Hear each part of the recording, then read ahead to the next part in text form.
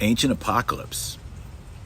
Have you seen it? Ancient Apocalypse. I'm going to do a video on it soon because it's interesting. The guy who's the scholar or the journalist or whatever he is, Graham Hancock, I think his name is, he's very anti-Christian, very anti-Catholic, but he is talking about a global cataclysm, a global apocalypse as it relates to the melting of the Ice Age and a global flood event. And I'm going to talk about this in relationship to Noah, the Ark, the book of Genesis, etc. So look for that video coming out soon on my YouTube channel at Dr. Taylor Marshall.